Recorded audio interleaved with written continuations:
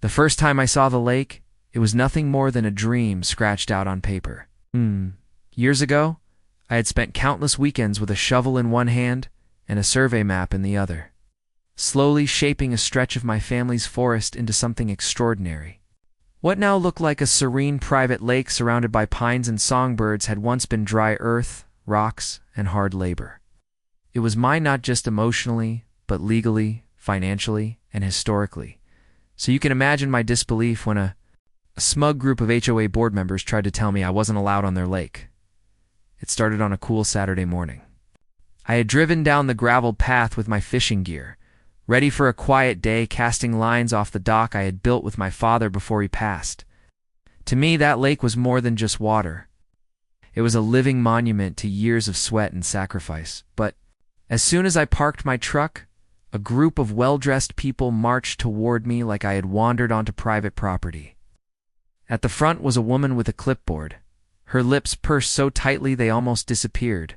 She introduced herself as Sandra, president of the Lakeshore HOA. "This area is for HOA members only," she said, blocking my path. "You'll have to leave immediately." I laughed, thinking it was some kind of mix-up. It's funny. This is my land. My name is on the deed. Her eyes narrowed. It's impossible. This lake is part of our HOA community. We've maintained it for years. If you're not a DSPing member, you have no right to be here. I could feel my jaw tighten. They weren't just wrong, they were rewriting history right in front of me. What they didn't know was that 30 years earlier, my father and I had dug out the basin, diverted a stream, and built this lake ourselves. It wasn't some natural feature that existed before the HOA came into being. It was a man-made lake, engineered, surveyed, and fully permitted under my father's name. The surrounding land, hundreds of acres of forest, had been in our family for generations. When developers later built cookie-cutter houses down the PSE road and formed an HOA, they must have assumed the lake was community property. Maybe they thought no one would challenge it. Well, they're about to learn they had picked the wrong landowner. Sandra didn't budge. Two other board members, both men in polos and khakis, crossed their arms like bodyguards. "You need to leave," she repeated, "or we'll call security." I tilted my head. "Security? On my land? Don't test us," she snapped. "This HOA enforces strict rules. Fishing, boating, even swimming require written approval from the board. You don't have it." At that moment, something inside me flipped. I wasn't just going to argue, I was going to teach them a lesson they'd never forget. I calmly set my tackle box on the dock and said, "Call whoever you want. I'll be right here." Then I pulled out my phone and called the county assessor's office. Within minutes, I had an email confirming my land parcel, complete with boundaries that showed the lake smack in the middle of my property. I showed Sandra the map. "See this? Every inch of this lake is mine. I've been trespassing for years." Her face went pale, but she quickly recovered. "Well, we've maintained it. That makes it community property." I almost burst out laughing. "You think mowing around the edges gives you ownership?" "Lady, I dug this lake with my bare hands. Instead of backing off, they escalated." That week, I received a letter stuffed into my mailbox, stamped with the HOA's letterhead. It accused me of unauthorized use of community amenities and threatened daily fines if I continued.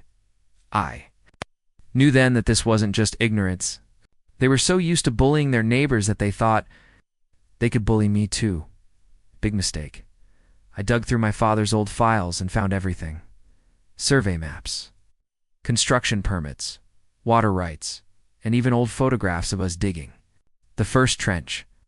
My dad, grinning under a dusty cowboy hat, holding a shovel taller than me. That photo alone could shut their entire argument down next. I went to the county recorder's office and pulled up the official plat maps. They clearly showed the HOA's property line stopped more than 200 yards short of the lake. If they wanted a fight, it was fully armed. A week later, the HOA scheduled a special hearing to discuss my violations. I heard about it from a neighbor who slipped me the agenda. So I showed up anyway. The board sat at a long table in the clubhouse, smug as ever. Sandra started the meeting by reading a prepared statement. "This individual has trespassed repeatedly on HOA property and must be fined accordingly." I didn't wait for her to finish. I walked to the front, slapped a thick binder of documents on the table and said, "Before you embarrass yourselves further, you should see this." I opened to the first survey map, then the deed, then the permits, then the photos. One by one, I laid them out like a lawyer in court. "This lake is on my land. I built it. I own it. You have no jurisdiction. In fact, every time one of your members steps foot on my property, they are trespassing." Gasps filled the room. Board members shifted uncomfortably in their seats. Sandra's face flushed red. This is outrageous," she sputtered. "No," I said firmly. "What's outrageous is that you've been lying to your neighbors for years, charging them fees for access to a lake that doesn't belong to you." The room erupted. Homeowners demanded answers. "You mean we've been paying for nothing? You told us the lake was part of the HOA. We want our money back." Sandra tried to regain control, but the board's credibility was shattered. They had built their little empire on a lie, and now the truth was out. I didn't stop there. I filed a formal cease and desist letter through my attorney, ordering the HOA to remove all signage claiming ownership of the lake and forbidding them from collecting fees for its use. Within weeks, the HOA backed down.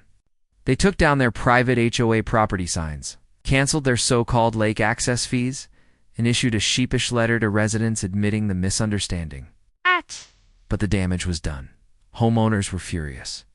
Several board members resigned in disgrace. Sandra, the once powerful president, suddenly found herself the most hated woman in the neighborhood, and me.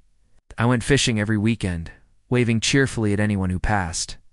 Sometimes I even invited the friendlier neighbors to join me for free, because here's the thing. I didn't mind sharing the lake. What I minded was being lied to, bullied, and threatened on my own land. That lake wasn't just water in a hole. It was years of backbreaking work, sweat, and memories with my father. No HOA, no clipboard, and no empty threats could take that away from me. They thought they could scare me off with fines and rules. Instead, they exposed themselves as frauds in the end. The truth wasn't just on my side, it was carved into the very earth beneath our feet, and every time I hear the splash of a fish breaking the surface, I smile, knowing that lake will always be mine. Asterisk, this story is just the beginning. There is so much more ahead. Subscribe to the channel to join me on this journey.